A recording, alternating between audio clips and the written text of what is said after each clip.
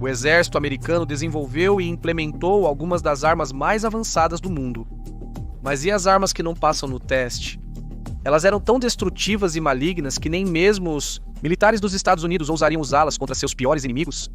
Estas são algumas das armas mais insanas que nem mesmo os Estados Unidos ousam se aproximar. Nos anos 90, o exército dos Estados Unidos buscava um substituto para o M16, o famoso rifle associado à Guerra do Vietnã.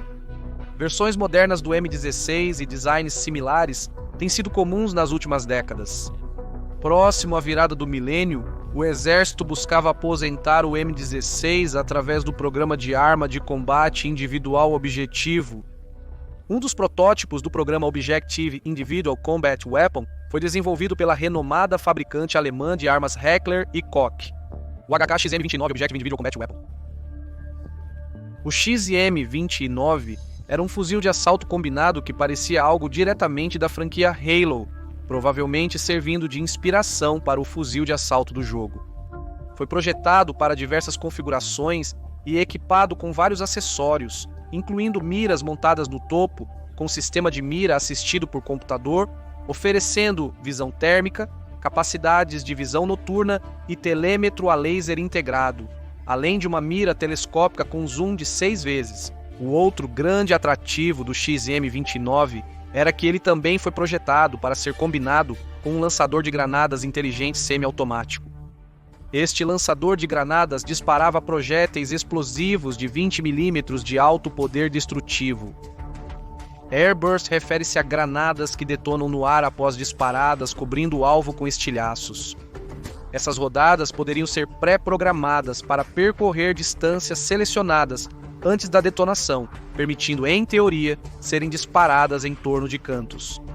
O XM29 enfrentou diversos problemas devido à sua trajetória mais plana em comparação com outros lançadores de granadas. Ele também usava granadas menores que a maioria dos outros lançadores, fazendo alguns se referirem ao XM29 como um canhão leve de 20 mm ou simplesmente uma arma de explosão aérea, em vez de um lançador de granadas. Porém, a classificação não era o único problema do XM29.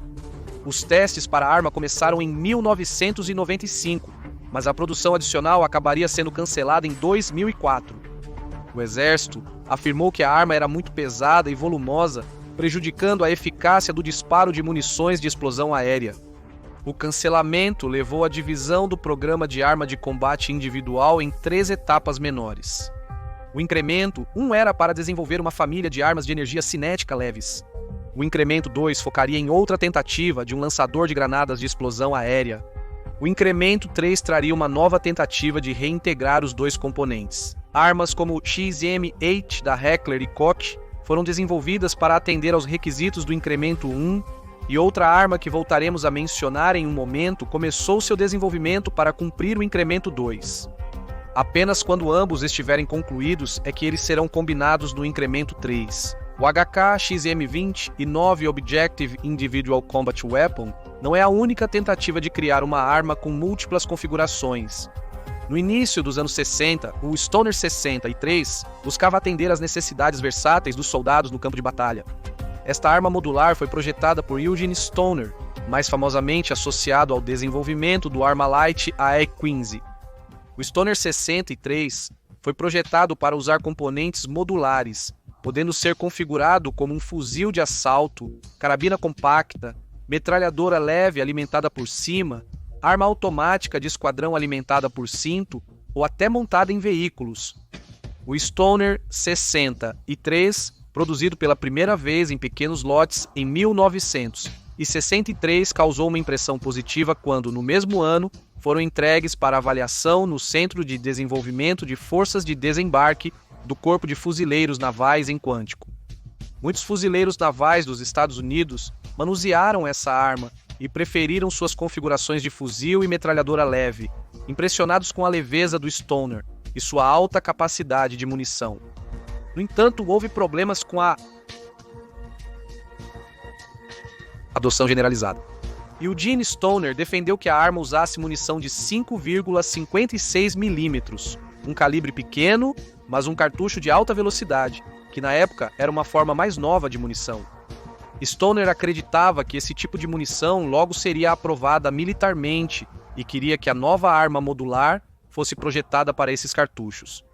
No entanto, ao tentar desenvolver uma arma que pudesse permanecer funcional em várias configurações diferentes, isso significava que os requisitos de pressão do porto para cada uma das configurações eram diferentes. Isso significava que alguns tipos de munição, como o 5.56, tinham muito pouco poder em comparação com armas mais confiáveis, como o M16. Quando o impacto desse problema na confiabilidade da arma se tornou aparente, o exército dos Estados Unidos considerou o Stoner 63 inaceitável para o serviço, a menos que seu design fosse aprimorado. As atualizações recomendadas foram feitas e o aprimorado Stoner 63A começou a ser produzido em 1966. Um pequeno número de 63as foram rapidamente colocados em serviço pelos Navy SEALs na Guerra do Vietnã. No entanto, como o Stoner 63A foi projetado para ser transformado em diferentes configurações, acabou ficando muito pesado.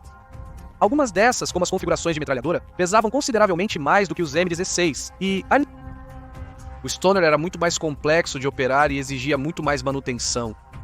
Embora o design tenha sido rejeitado e o projeto abandonado em 1971, os Navy SEALs continuaram a usar a versão comando do Stoner 63A como sua metralhadora Mark 32, Mod 0, até ser substituída pela M249 Squad Automatic Weapon. A maioria dos Stoner 63S e 63, as restantes já foram destruídos. Voltando a uma arma mais recente, lembra-se quando mencionamos o incremento 2 do programa de arma de combate individual objetivo? Conheça a resposta do Exército dos Estados Unidos para a necessidade de um lançador de granadas de explosão aérea.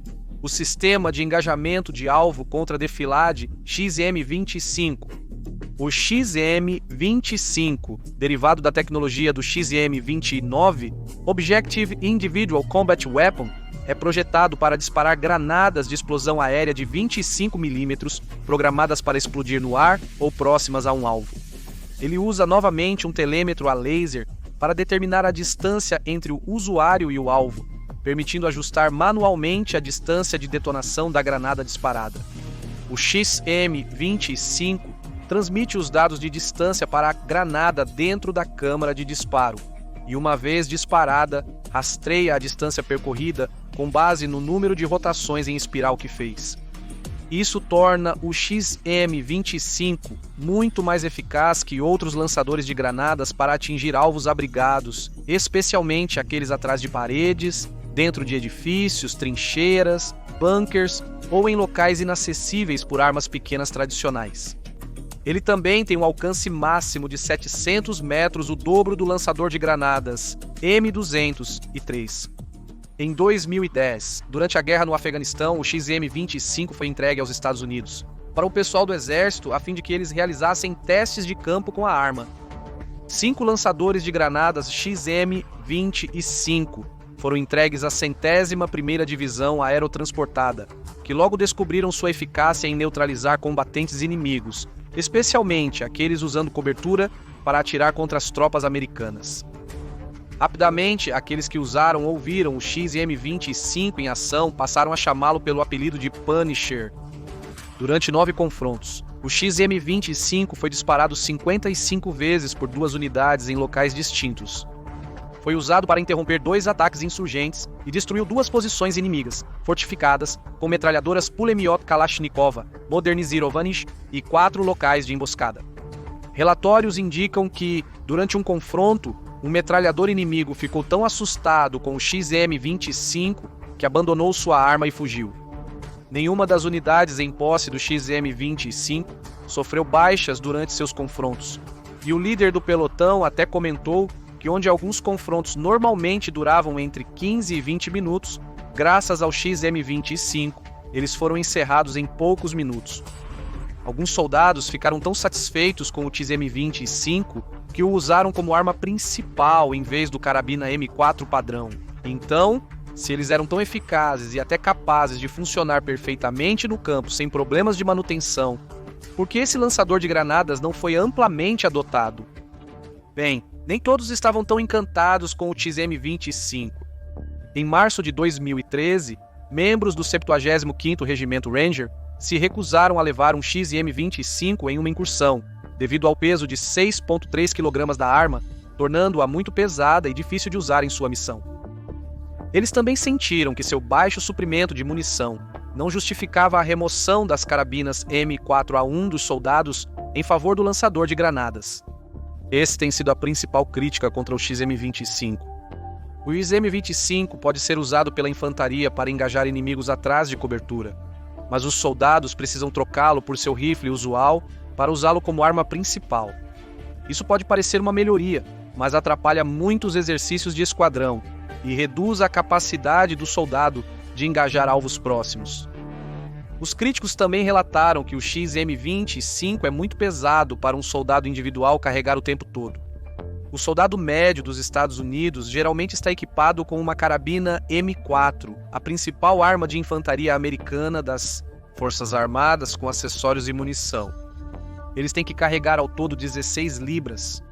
Mesmo adicionando equipamentos especializados, como um lançador de granadas M320 e munição extra, isso só aumentou o total para um pesado 38 libras, mas carregar um XM-25 com 36 rodadas de munição já é um peso de 35 libras para carregar, apenas a arma e a munição sozinhas. Contudo, o real fim do XM-25 foi um incidente ocorrido em fevereiro de 2013. Durante um treinamento com fogo real, um XM-25 explodiu acidentalmente, deixando um soldado com ferimentos leves. O iniciador e o propelente da arma se inflamaram prematuramente. Apesar da rodada explosiva não ter detonado devido aos mecanismos de segurança, o disparo acidental e a lesão a um soldado americano prejudicaram a imagem do XM-25, levando o exército a retirá-lo do serviço ativo no Afeganistão, até que melhorias fossem feitas no design. Após um corte no financiamento, o desenvolvimento adicional do XM-25 foi adiado. Os primeiros testes de campo da arma no Afeganistão, inicialmente considerados positivos, na verdade produziram resultados mais mistos do que se pensava. Entre 2010 e 2013, no mínimo 3 soldados americanos tiveram ferimentos leves devido a falhas na arma. Contudo, há sugestões de que esses operadores receberam treinamento insuficiente para operar o novo lançador de granadas, o que pode ter causado os ferimentos. Apesar de ainda estar em teste, o desenvolvimento do XM-25 foi encerrado devido a preocupações com segurança. Falamos de armas grandes e quanto às armas menores? Não, estamos falando de algo bem menor. O porte oculto de armas pode ser ilegal em alguns estados americanos. Mas nos anos 80, Francis J. Warren, um designer de armas, teve uma ideia para uma arma que não era apenas ocultável, mas também dobrável. Warren trabalhou para Artis Inc., a fabricante de armas e empresa de engenharia de armas de fogo iniciada por Eugene Stoner em 1971. Supostamente preocupado com o risco de sequestro enfrentado por figuras públicas, Warren projetou a Ars Folding Machine Gun, ou a metralhadora dobrável. Esta arma única foi projetada para se dobrar em formato de caixa, que poderia ser desdobrada e pronta para disparar em segundos, permitindo um rápido desdobramento. Dobrada, a Ars Folding Machine Gun teria pouco mais de 10 polegadas, tamanho similar a um antigo rádio portátil. Isso foi feito para que a arma imitasse a aparência de alguns modelos mais antigos de rádios comerciais, presumivelmente para que os observadores não soubessem que alguém estava carregando uma dessas armas dobráveis até que fosse tarde demais. A Ars Folding Machine Gun teria quase 20 polegadas quando desdobrada, pesaria apenas 4 libras e dispararia a uma velocidade de 650 tiros por minuto. Inicialmente projetada para usar um carregador alemão MP-40 da Segunda Guerra Mundial, a Folding Machine Gun foi atualizada para comportar um carregador Uzi de 20 rodadas. Uma caixa de 32 rodadas também poderia ser usada, mas impediria que a arma dobrasse. Infelizmente para Warren, seu design de arma nunca entrou em produção completa. No entanto, inspirou uma cópia russa chamada PP-90. Parem de rir lá atrás, por favor. Esta versão de 9mm foi desenvolvida pelo Instrument Design Bureau para unidades especiais do Ministério do Interior da Rússia. O PP-90 era quase idêntico ao Ars Folding Machine Gun, diferindo apenas no calibre, tipo de revista e na adição de miras de ferro dobráveis. De uma arma projetada para ser o mais compacta possível, para algo muito maior e com muito mais impacto, conheça o apropriadamente chamado Pancor Jackhammer. Semelhante ao XM29, Objective Individual Combat Weapon, essa arma não pareceria deslocada no arsenal de um personagem como Master Chief, tendo aparecido em diversos videogames, como Fallout 2, Fallout Tactics, Battlefield 2 e 3, além de Counter-Strike Online, entre outros. Mas apesar de ver muitos usos no reino dos jogos, graças em grande parte ao seu distinto design futurista, o uso do Jackhammer no mundo real tem sido consideravelmente mais limitado. Projetado em 1984 e patenteado 3 anos depois, a mente por trás do Jackhammer era um armeiro chamado John A. Anderson, fundador da Pancor Industries. Depois de usar espingardas de ação por bomba na Guerra da Coreia, Anderson viu a necessidade de um modelo de combate mais eficiente. Uma grande desvantagem de muitas espingardas de ação por bomba é que os cartuchos precisam ser carregados individualmente no tubo da arma. Embora existam versões modernas com carregadores de caixa, o processo de carregar cada cartucho pode ser desconfortável e demorado, algo indesejável quando soldados inimigos se aproximam. Para criar uma espingarda sem esse problema, Anderson combinou a letalidade pesada dos cartuchos de calibre 12 com o fogo repetitivo de uma arma automática. A Pancor Jackhammer se destacou por ser uma espingarda automática não convencional, funcionando como um enorme revólver operado a gás, com seletor de modo para alternar entre disparo semiautomático e totalmente automático. A Jackhammer possuía um cilindro rotativo e destacável na parte traseira do corpo da arma, que continha 10 cartuchos de munição de calibre 12. Contribuindo para a estética geral de ficção científica da Jackhammer, seu cano tinha uma tampa de boca angulada e uma empunhadura angulada na parte inferior. No geral, pesava enormes 17 libras e media exatamente 31 polegadas. Anderson criou uma série de maquetes da Jackhammer e depois desenvolveu um protótipo funcional para servir como prova de conceito.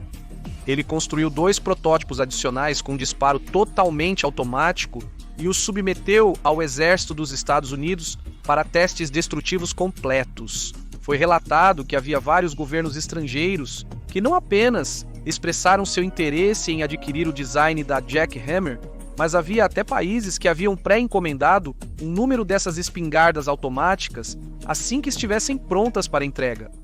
Porém, a Pancor Industries não pôde vender a Jackhammer para o exterior até o Departamento de Defesa dos Estados Unidos testar e aprovar totalmente o design. Essa aprovação, no entanto, nunca viria. Os testes para a Jackhammer acabaram destruindo 2 dos 3 que haviam sido construídos. A arma em si era muito grande e pesada, o que a tornava desconfortável para atirar. A Jackhammer também falhava frequentemente o ciclo em seu modo automático e acabou sendo rejeitada. Além disso, o tempo que levou para os militares dos Estados Unidos avaliarem esta espingarda desajeitada também impediu sua venda, contribuindo para a queda da arma.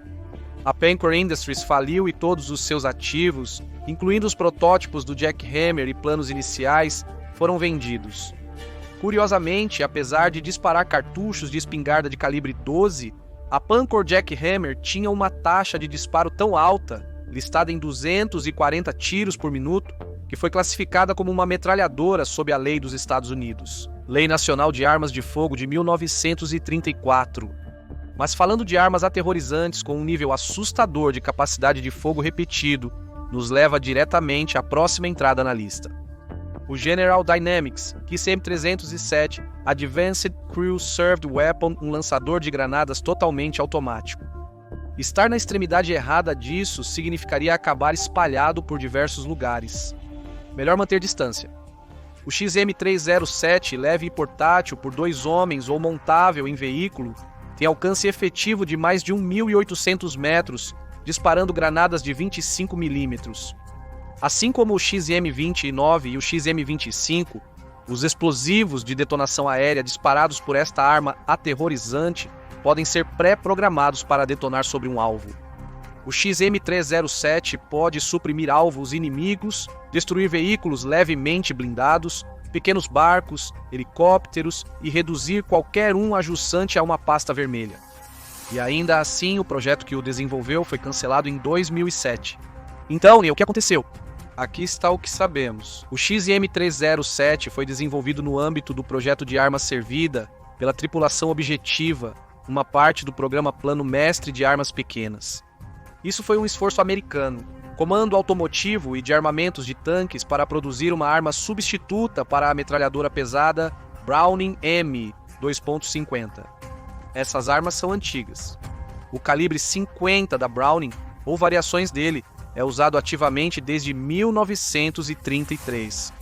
Foi projetado no final da Primeira Guerra Mundial e usado em vários conflitos importantes desde então, incluindo a Segunda Guerra Mundial, as guerras da Coreia, do Vietnã, das Malvinas, soviético-afegã, do Golfo, do Iraque e no Afeganistão.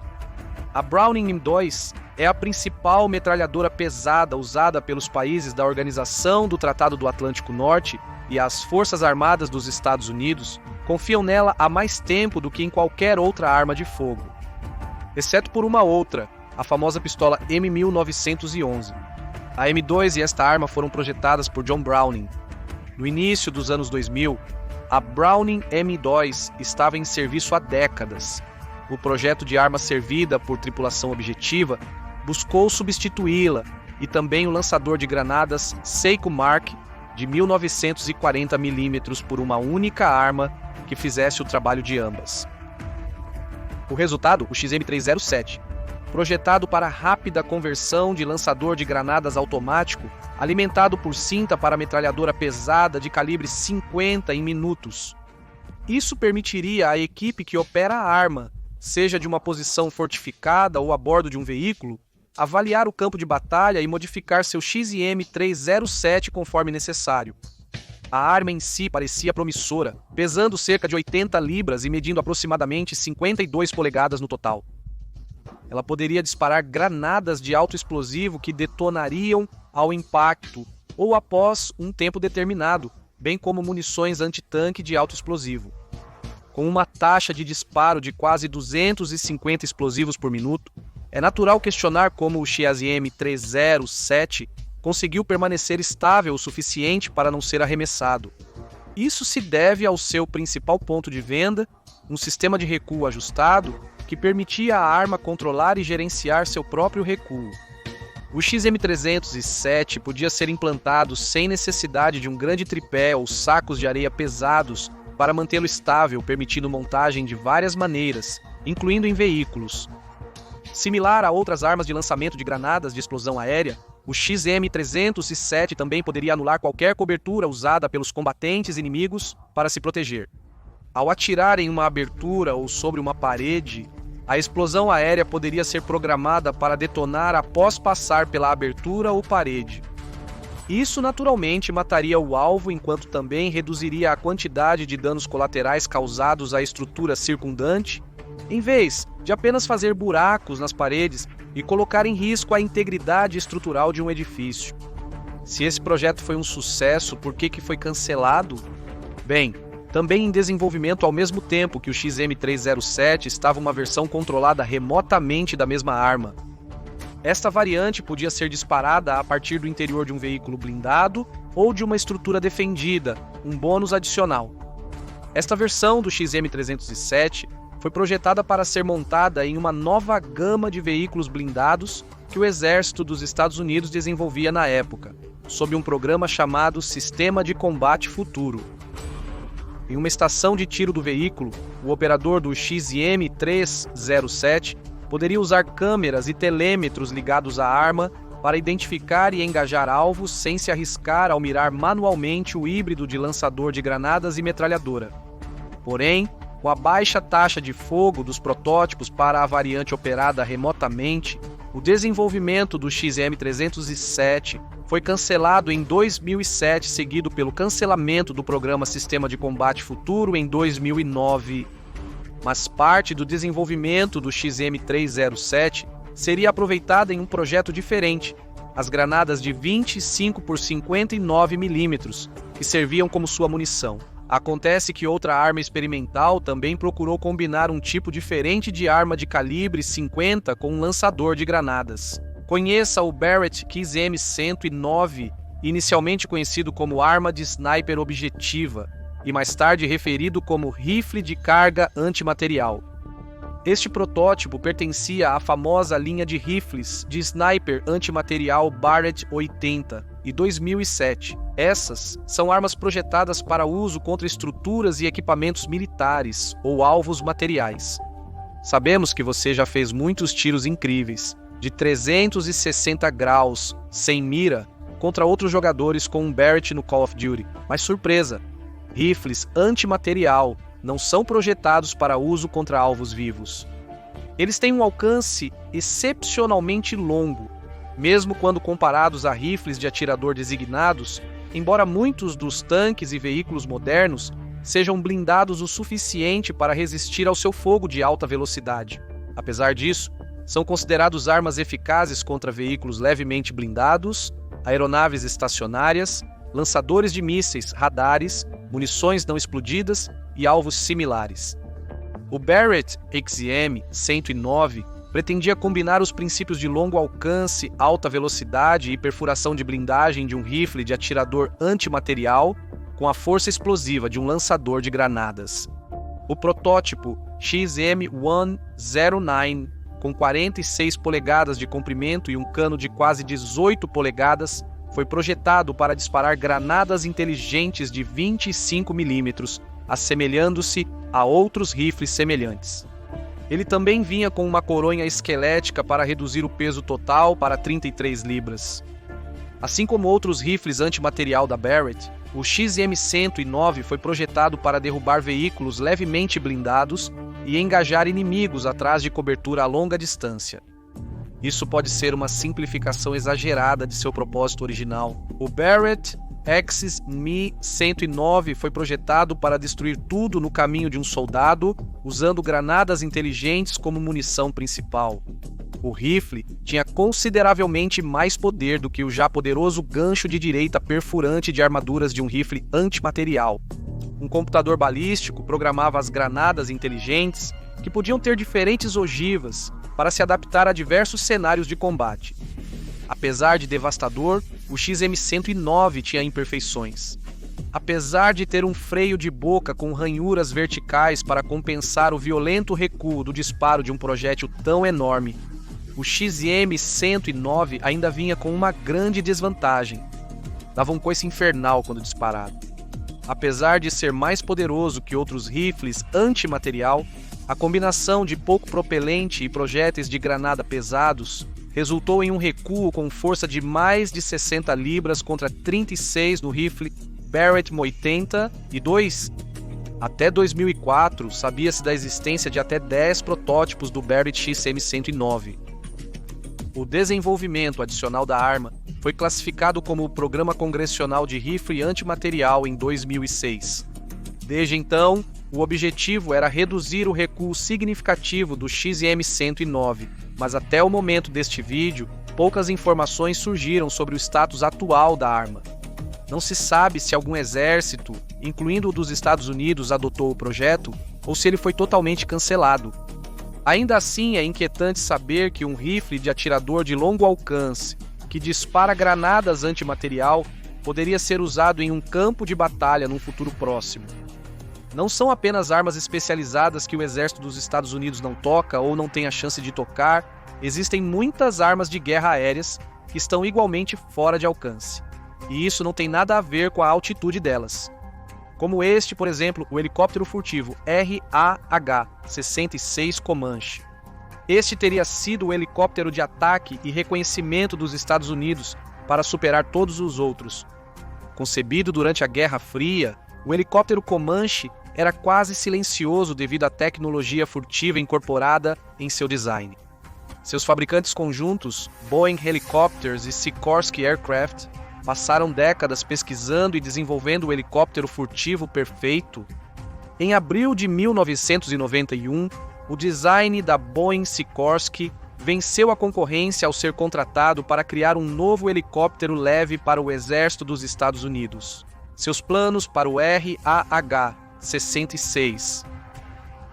Comanche incorporaram uma série de elementos avançados, incluindo dar a este novo helicóptero superfícies facetadas e revestir o exterior da aeronave com um revestimento absorvente de radar, uma tinta que amortecia infravermelho e finalizando tudo com uma lâmina de rotor de material composto que abafaria qualquer som que o helicóptero fizesse durante o voo.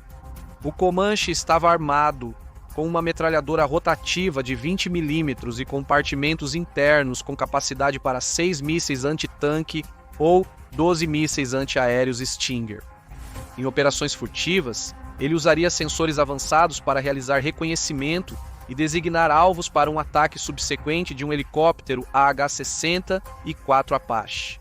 Mas um dos grandes problemas com um helicóptero furtivo é o quão baixo eles têm que voar, muito mais perto em comparação a um caça furtivo que pode se safar voando a uma altitude muito mais alta. Mesmo com as características furtivas do RAH-60 e 6 Comanche, o Pentágono duvidava de sua capacidade de sobreviver contra defesas aéreas de curto alcance do inimigo, incluindo armas antiaéreas. Além disso, na época, os drones já começavam a ser mais adotados para o tipo de missão furtiva para a qual o Comanche foi projetado. E se isso não bastasse para desistir, o Comanche também era simplesmente muito caro. O desenvolvimento do avião consumiu 40% do orçamento de aviação do Exército dos Estados Unidos. Apesar de 2 protótipos terem sido produzidos em 2004, o processo de desenvolvimento se prolongou excessivamente, fazendo com que o helicóptero estivesse quase obsoleto antes mesmo de decolar. O projeto foi arquivado após a Boeing e a Sikorsky custarem quase 8 bilhões de dólares aos Estados Unidos durante seu desenvolvimento, pois a necessidade do exército por helicópteros furtivos se tornou obsoleta. Contudo, ainda eram necessários helicópteros de reconhecimento.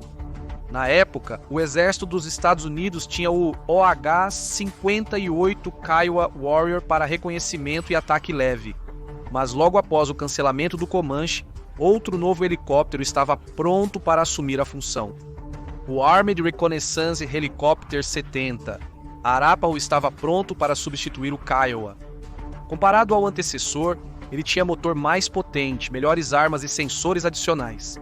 O Arapaho pode ser implantado rapidamente em qualquer lugar do mundo, sendo possível colocar 2 deles em um C-130H Hercules. A alta manobrabilidade do Armed Reconnaissance Helicopter 70.